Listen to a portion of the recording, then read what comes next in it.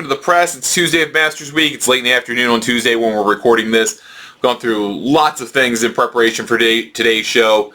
Gone through a model which we do each and every week for our members of Golf News Net. We have done a tournament-specific model which I tried last year for the first time and worked out very, very well. So I wanted to try to repeat it again this year. We've looked at our horse for course plays. We looked at current form plays. And then I want to get into, and we'll get through all of that. And I want to start, though, with a couple of moves in the market, and then I want to talk about trying to assess LIV players in the field this week relative to PGA Tour players. So let's start with a couple of moves in the market. We have seen things get shorter for the top of the board. Scottie Scheffler is now 6.5 to 1, 13 to 2, depending on your parlance. Rory McIlroy is 7.5 to 1. I think that's kind of gone down just a little bit. Jon Rahm's gone down just a little bit as well. He was 9 to 1 yesterday at DraftKings. He's now 8.5 to 1. This is probably about where it's going to firm up. I don't think you're going to see action on Scottie Scheffler at 5 to 1, just given the quality of players just behind him at 2 and 3. I think this is maybe as low as 6 to 1 if there's a big move into Scheffler.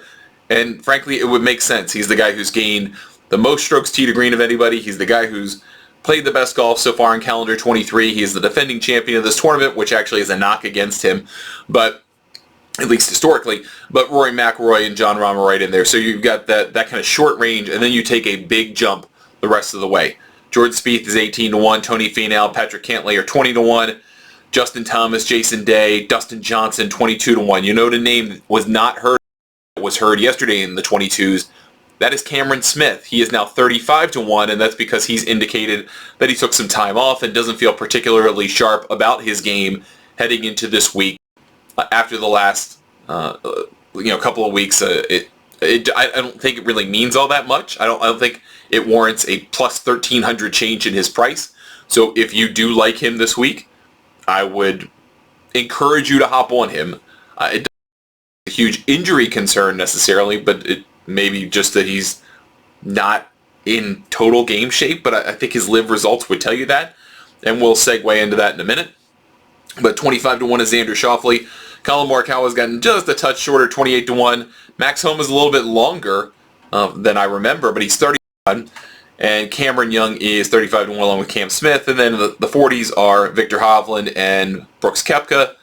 At 45, Will Zalatoris, Sungjae Im, a guy I like a whole lot. I do want to talk about Will Zalatoris briefly. He said that he lost about 7 pounds because of an illness that he had, and he did not play match play because of that, but he is better now. I don't know how Will Zalatoris loses 7 pounds, but that all said, that might be something worth considering. He has played very well this year. His putting is atrocious. He's saying he's using a new method this week. I don't know if that's something you should trust.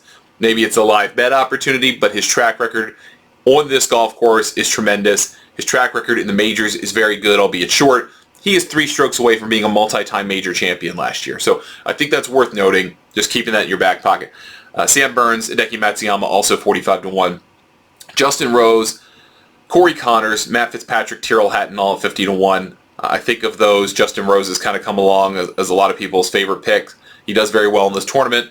And I would play him as a first-round leader play. Same number, 50 to 1, is what I've been seeing. I'm going to play that number for Justin Rose, who I believe has been in a share of the lead 4 times in his career after round 1 of the Masters.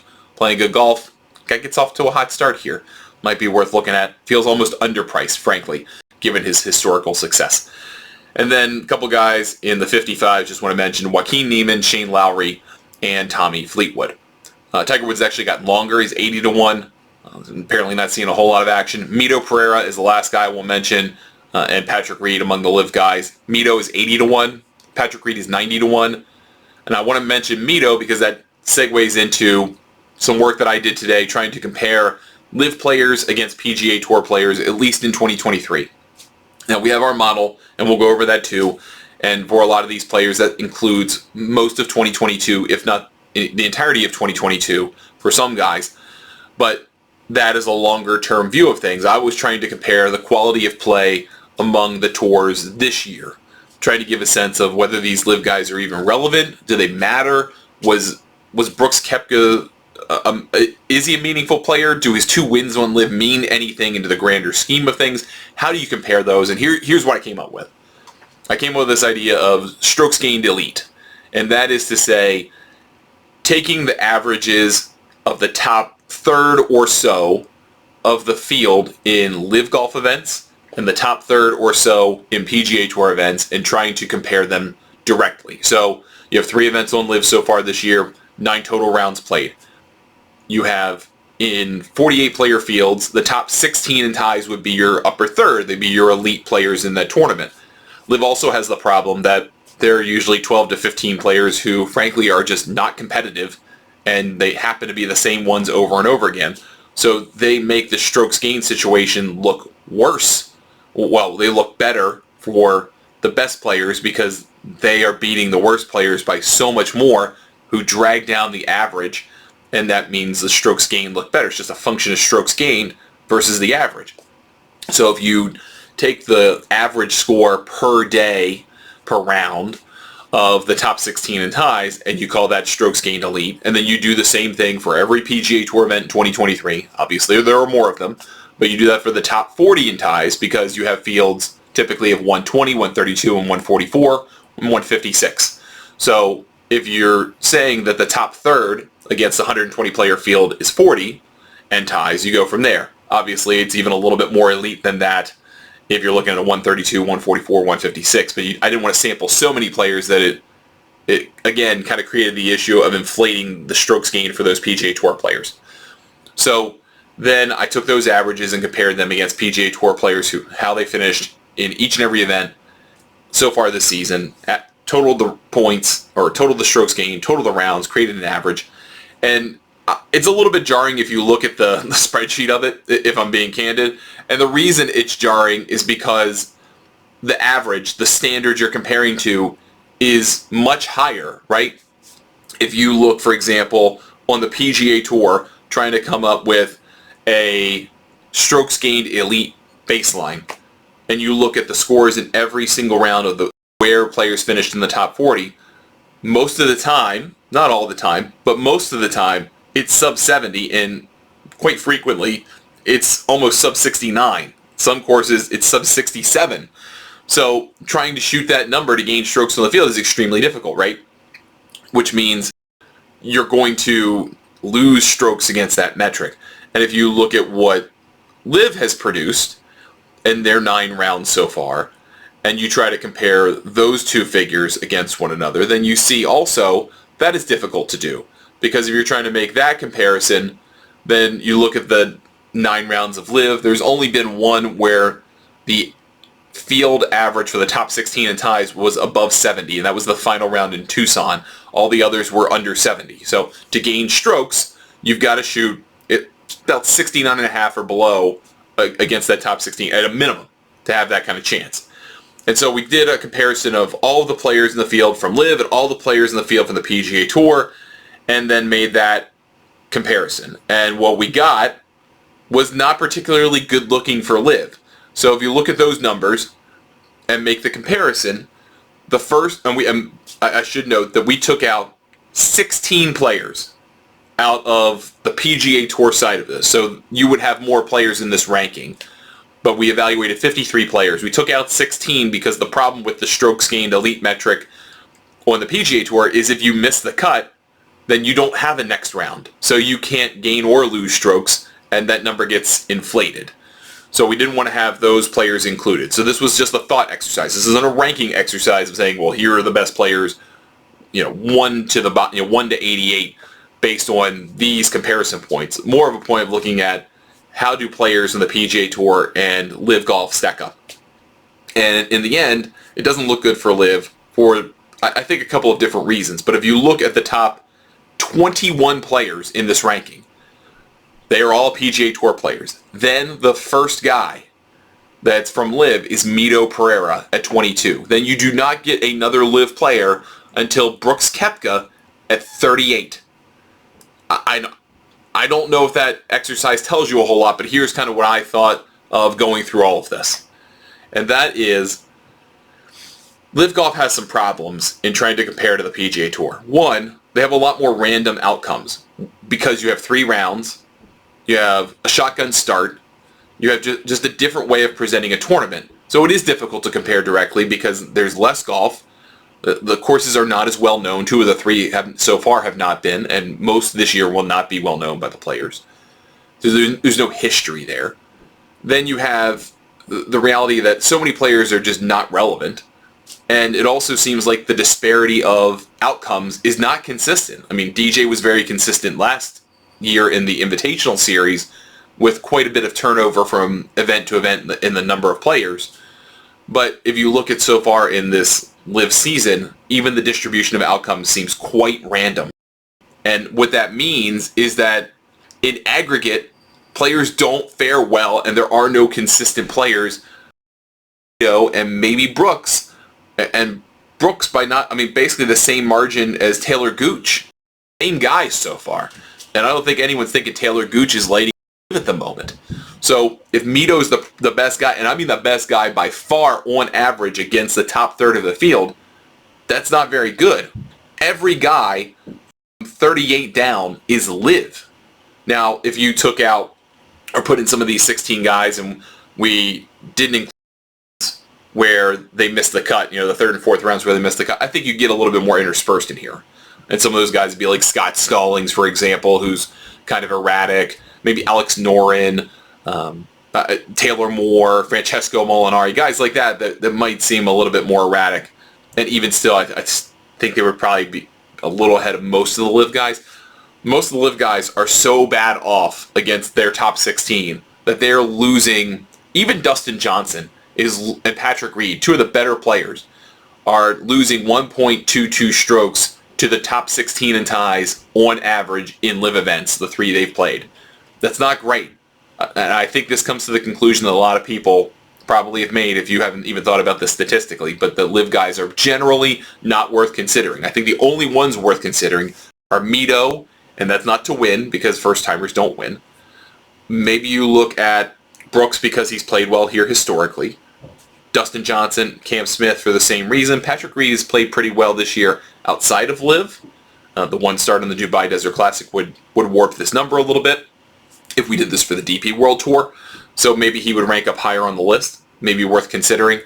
But I think generally speaking, if you're trying to evaluate LIV guys against PGA Tour guys, there's really not much comparison. And if you're trying to understand why from a PGA Tour perspective, think a couple of things. One, we are in a period right now where it feels like the best guys have cemented themselves very strongly, and they don't seem to have a whole lot of up and down in terms of quality of form.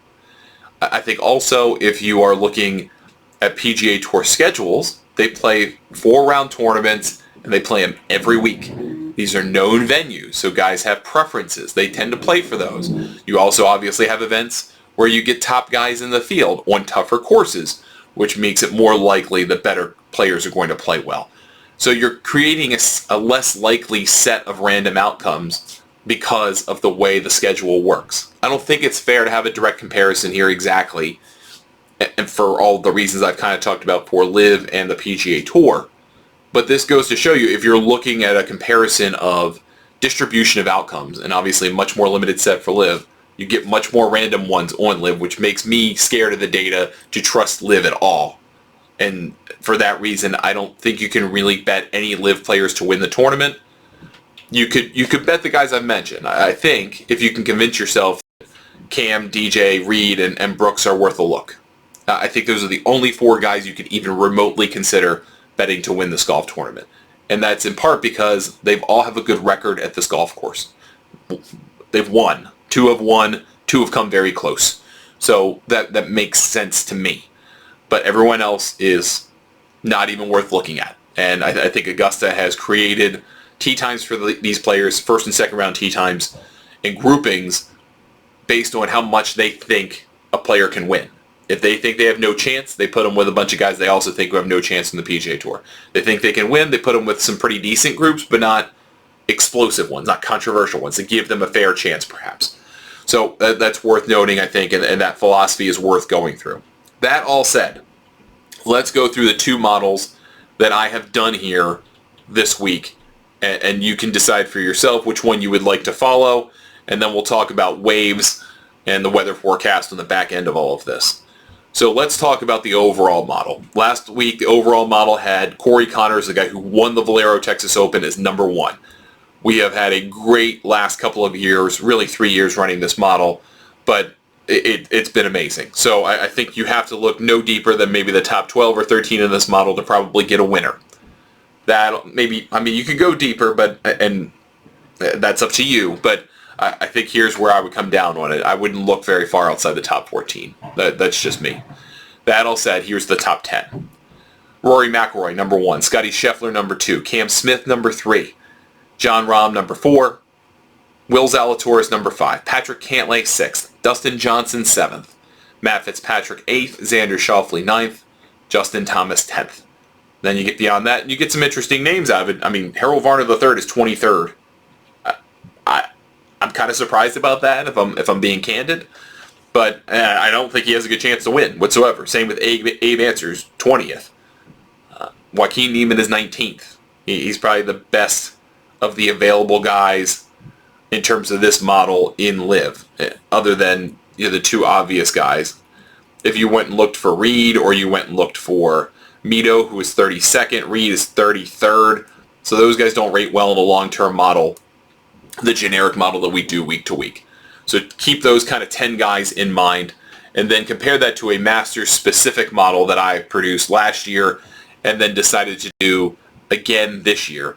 And the difference between the generic model that I do week to week and the model that I've done for this tournament is that I replace, where possible, strokes gained total with strokes gained tee to green. We talked about this yesterday.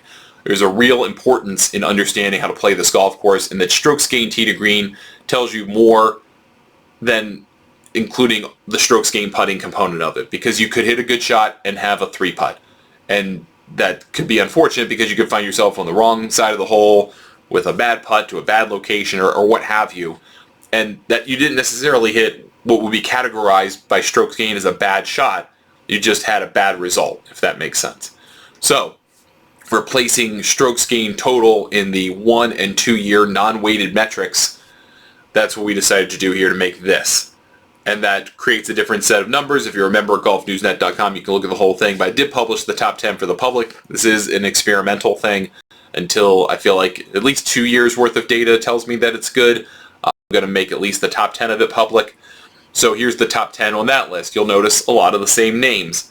Scottie Scheffler, Rory McIlroy, Collin Morikawa, Shane Lowry and Tommy Fleetwood, Justin Thomas, Patrick Cantlay, Xander Schauffele, Victor Hovland, and Tyrrell Hatton. And Max Homa is 11th, just for giggles. So a lot of the same players between those two models if you're looking for some kind of crossover there between those lists. And as someone who is a fan of potentially betting Sungjae Im this week, he is 15th. So they're very similarly positioned. If you take out the strokes gained putting piece of it even, it's not that different. But I will say, based on this model, Scottie Scheffler is way ahead of everybody else. Then it's Rory, then a significant gap to Morikawa, and then everyone else. They're kind of a little bit tighter bunched together. So worth noting that too. If you looked at the overall model for the Masters tournament, you would have 3 golfers that are way above each other.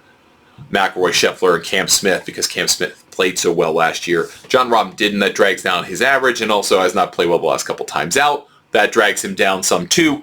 So worth noting some differences between those two models. But a lot of crossover between those two sets of numbers, I think. And then you want to entertain what you think is important to know about course form, course history, current form, and we do that in an article that's available and free for everybody. You don't have to be a member for that. This is just kind of common data organized in a simple fashion without a whole lot of analysis for the public, but want to make that available to people because this is a good piece of information to have. It's not really a tell-all, but it is helpful. So there are, because of the last 6 tournaments, because we have an opposite field event in there, but if you look at the 6 individual tournaments, and you obviously have to throw out the match play, there's no strokes gained there, so we took that out. If you look beyond that, then you've got 5 guys in this field who have multiple top 15 finishes, basically going back to the start of March. Tyrrell Hatton, Max Homa, Victor Hovland, Chris Kirk, Hideki Matsuyama. Worth noting. So I think Hideki's going to get slept on a lot this week, but I don't necessarily think that you should if you think his current form is indicative of something. Looking at course or event history. Event history finishes, top 15s in the Masters in the last 5 years, noting that there was one in November 2020 that I think skews this a little bit, but not too much. Guys with 4 top 15 finishes, Cam Smith, Jon Rahm, Dustin Johnson. Guys with 3, Corey Connors, Tony Finau, Hideki, Rory McIlroy, Kevin Na of all people, Patrick Reed, Justin Thomas. Guys with 2, Sungjae Im, Brooks Koepka. Koepka really hasn't done anything in this tournament since 2019. Justin Rose, Xander Schauffele, Jordan Spieth, Bubba Watson, Will Zalatoris. Again, a lot of the same names you've seen on the list. One that's notably absent is Tyrrell Hatton. He does not have a great track record in this tournament. And a few weeks ago, I would have gladly bet him, especially at this 50 number that he's at, or longer. But I'm not convinced right now, and I would stay away from him just based on what I saw at the Texas Open and obviously having the injury issue at the WGC Dell Technologies match play. So with all of that in hand, you kind of have to start to make some decisions where you want to go in the market. I still really like Keith Mitchell because he fits the one metric that seems to be the most surefire of gaining 1.5 strokes gained tee to green on average in calendar 23. He's in that market. He's the longest shot available at 90-1. Patrick Reed's in that range. He's playing well. I think you can make a case for him as your longest shot. I've seen people try to make the case for Danny Willett, who is playing pretty good golf, and he's in the 200 to 225 range, depending on where you go. If you're trying to think about a super bomb here this week. Once you get past 90, though, I think it becomes increasingly difficult to convince yourself that those guys are going to beat all of the big 3. Think about Louis Oosthuizen, who's had some close calls here, and had a close call recently on LIV, 110-1, but he's never won the United States. Immediately thrown out. You have Chris Kirk, I think is actually quite interesting to look at from the perspective that he's playing really good golf. I think he would be kind of nonplussed by the situation. Kurt Kitayama, I would love if there weren't the first-timers curse. So maybe you like him on a top 10. I love him on difficult golf courses against great fields. There has been quite a bit of movement on Danny Willett, apparently. I guess he's moved some markets today because I just seen him here at DraftKings plus 13,000, so 130-1 for him this week. That's a pretty substantial move. So some money has come in on him at that number. If you liked a super upset story, maybe you would look at Gary Woodland or Harold Varner III, given where they rated out in the model. I would stay away from those if I were thinking about trying to bet it this deep. One guy I do want to point out, and I think I pointed him out yesterday, and we'll point it out again, Gordon Sargent is 1,800, plus 1,800 on a top 10 bet. I would love him on a top 20 bet. He's the best amateur in the world right now. He's just killing people collegiately. There's a reason he got invited to this tournament by the Masters, despite not qualifying under some other criteria, like the McCormick medal, because of when that happened and all that stuff. I would absolutely look at that if I were you. I'm not saying an amateur is going to win this tournament. That has never happened before. But this guy is crushing it in the collegiate ranks. Worth the top 20 consideration. Maybe, just maybe, you want to consider Kevin Na for a top 10 or a top 20 as well. I don't think he can win this golf tournament by any stretch of the imagination. But if you were looking for a bomb there on a top 20 bet, I would look at that. But I think the farthest I'm willing to go is Reed and Mitchell in the 90s. And I still don't like the idea of betting Patrick Reed. Justin Rose I really do like. Corey Connors on a top 10 I like. I just don't get the sense he's about to win a major championship. But hey, I've been surprised before. Hideki gives me reason to believe. So does Will Zalatoris. They're both such great tee to green players. They have done historically well in this tournament. Zalatoris is a much shorter time frame in this tournament, but it does stand to reason he could do very well. I kind of like this 45 to 50 range if you're thinking about a guy that's going to pull this thing out that is not one of the big 3. I love Max Homa. I love what he said today, and I will point that out because I think the way you approach this tournament is critical. But Max Homa did say he doesn't want to think about expectations because that means it takes away the joy, the reward of playing well without them. And I think that's a really important point. He's trying to kind of shove away the idea that because he's one of the best players in the world now, he should do better in majors. And I keep coming back to him. I keep coming back to Colin Morikawa. I understand why people could like Tony Finau. I like Jason Day this week, but not at 22-1. Justin Thomas plays this tournament well, but has never gotten particularly close in my view. But Colin Morikawa's ball striking is just so good. It just feels like we're going to collectively ignore that, and I feel like at our own peril. I'm going to bet him to win this golf tournament. And then I'm probably going to take a little sprinkle of each of the big three, if I'm being honest, like $30 on each. My standard unit's $50. I'm just going to take a little on each. And if one of them wins, probably pays for all the other wagers, or most of the other wagers of the week. I am going to take Tiger. I did see, I guess the promo number I got from yesterday at Circa was not meant to be the permanent number, so I would be very careful about that again. Don't try to go chase that at like a -200, -250 number. Please don't do that. If you're going to bet Scheffler, Rahm, and McIlroy, I would do it on DraftKings. You're going to get 9.5-1 to 11.5-1. That's a pretty decent spread for those guys. I think that's worth looking at.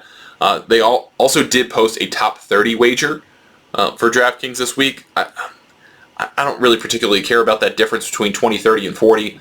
It's like 2 strokes. What's the difference? Especially in a tournament like this, where you have so many players who start the tournament who have absolutely zero chance of being competitive. But Gordon Sargent for a top 20 is plus 600. I'm willing to take that number on him this week. Most weeks doing this show, and this will be the last thing we talk about, is we look at winning margin. We look at who wins and by how many strokes and how all that works. I don't feel particularly confident about that this time. The last few years we have seen guys creep up at the end and get close, but it wasn't that close. We've seen total blowouts that got a little bit close to the end because you were just nursing a lead. I'm not willing to play that this week. I will stay away from that entirely. You can go find your prop bets of top guys to like, but the only other thing I will try to mention is round leader bets. If you want to look at that first round leader position, I did mention Justin Rose.